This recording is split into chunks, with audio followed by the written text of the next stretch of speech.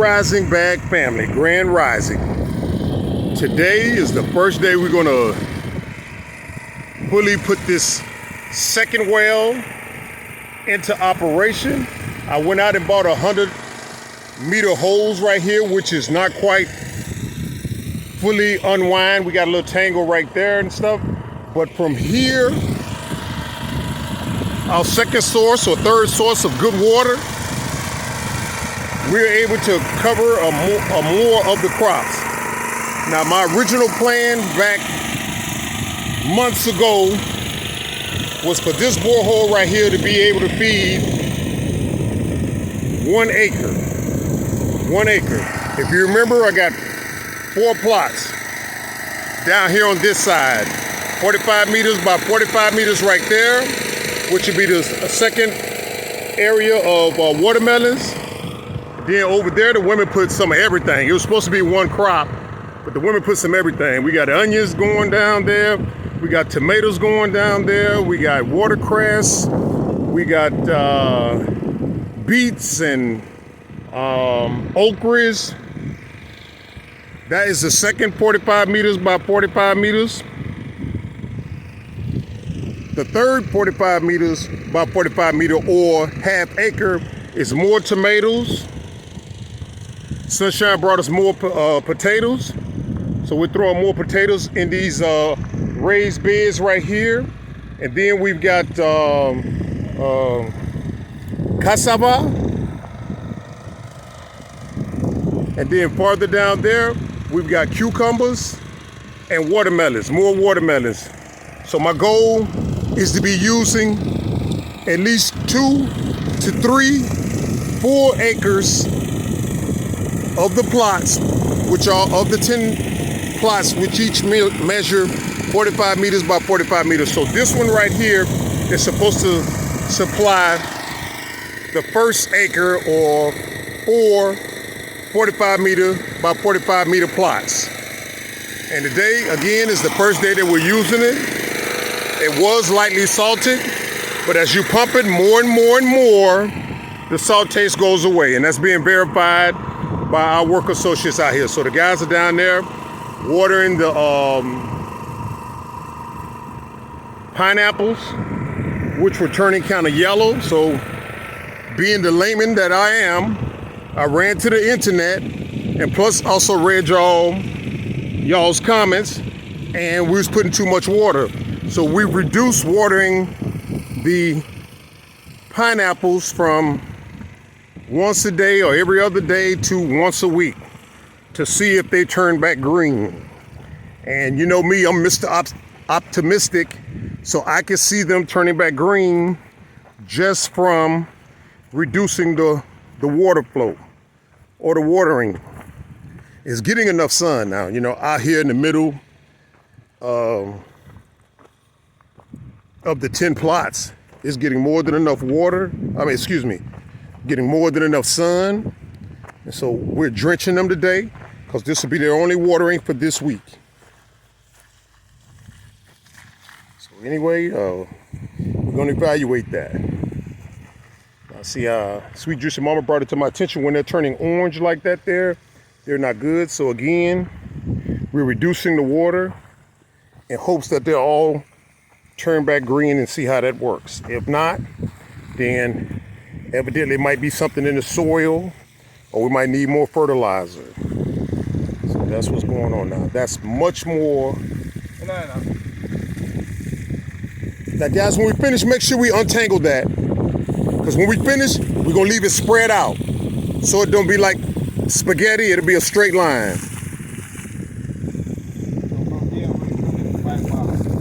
Yeah, water the watermelons and then the cassava, and then we leave the hose out long. That's it. Okay. So the watermelons are too small. Hope they will not disturb the water because the water is too powerful at the moment. Can't you put your finger in there or no? Would that be better? Or no? I think it would be better.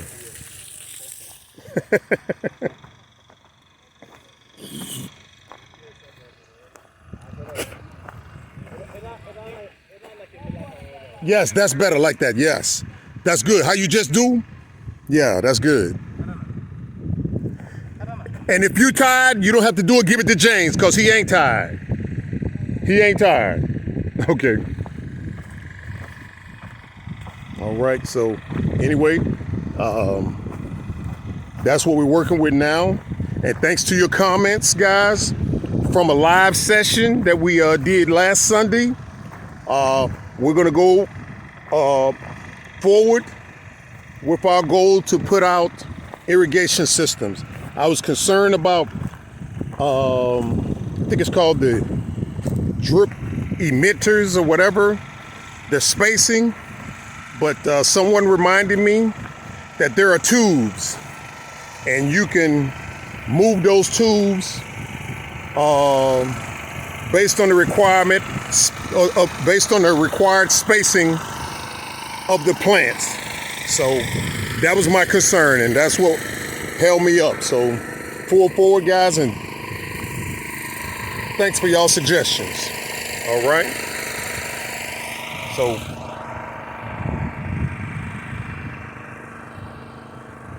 don't forget the watermelons too. All right, let me get out these guys' hair and find Sweet Juicy Mama, because she was talking to me about something, but I can't remember. Hey, watch how y'all come across this now. This is watermelons. Don't pour the hose across there and kill the watermelons. Now, you would think I wouldn't have to tell them that, wouldn't y'all, guys? They're just gonna pour that hose across there and wipe out all those watermelon seedlings if I didn't say nothing. You know what I'm saying? 3 of them now, you know what I'm saying? Frustrating at times, frustrating at times. All right. Get on out of here, guys. Go and see what's going on elsewhere. Bye for now.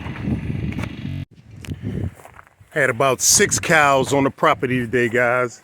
I'm not sure if they were eating the fruit trees, but I see one right there that doesn't have leaves on it. A mango tree. And that right there is a mango plant. Still have the leaves on it. We got some hammer nails and more barbed wire coming, because as you chase them off the property, it seems like the leader would designate to the followers, hey, this is the way out. And so they darn near knocked the whole fence down getting out right here at these 2 to 3 sites. See right here, you can walk right through here, so we gotta re-secure that. Seems like right here's another spot too. This barbed wire that we put up last year right before rainy season didn't even make it through 1 year, because we're going into another rainy season and it's already rusted to the extent that it snapped. That was one area back there. Here's another area here too. Look like the wood might be a contributing factor too, because if you can see, termites have ate that all up. So we're gonna have to replace that post. Here's another one too. Now normally I come out here and walk the perimeter maybe once, twice weekly, but because of the other activities going on, I sort of dropped off of that for a spell. But guess what? Got to jump back into it and stuff, because when you do that, things like this right here develop. See right here, here's another space that they can get into. Now there used to be wire down there. We had three tiers. There's 1, there's 2. I don't know where the 3rd one is. But since I'm out here, I've discovered it, so we'll go ahead and we'll repair that and stuff. So anyway, just another challenge in the Gambia. And our unique situation is dealing with so much land securing it, from wandering livestock from farmers. The farmers should be held accountable for what their livestock do, as far as going on somebody else's property and eating the fruit trees or the ground crops. They should be responsible for that, rather than just let them roam around, unsupervised. We'll deal with it. So that's what's going on down here at the perimeter, guys. So almost at the rear of the property. It seems like from the four corners of the property, you could always spot where our 4,000 square foot house is going. So let me see if I can zoom in on it a little bit. You know what I'm saying? You can see right there the rear of the property view of it. Okay. Now, let's see if you can see that yellow tent, our admin tent. I don't know if you can see it. Let me zoom back in a little bit. You can see the yellow and white tent from where I'm standing rather. And if you guys are wondering, hey, what are these cones for? Not that they pay me any mind, but those are put in certain areas to identify, hey, these are some fruit trees out here, fruit plants, fruit tree plants that need water. They need water, so don't skip over them. I figure once we add a few more boreholes, we'll be able to get them, and the guys don't have to drive the vehicle around and water them. We'll just turn on that designated pump, and we'll have access to water on the four corners of the property to water regularly what we need to do. Now, if it happens to be drip irrigation, then so be it. Now, we're going through all kind of challenges that I'm not going to go all into, but I do give you snippets in most of our videos that we put out. This right here is where we want to put Bagger Studio, and sort of create another channel and put more of our content out where we're not at the mercy of meeting someone's approval, whether it's hate speech, as they say, putting out the truth. You know what I'm saying? Some people associate truth with hate. You know what I'm saying? We don't fall into that category. The truth is the truth. I'd rather live the truth than a lie. So anyway, this is where we want to put Bagger Studio. And as you can see where I'm standing now, Bagger Studio is at the far end, and that's the distance from the house. And as you can see some guys down there digging a store, that's the distance from that. Okay. All right.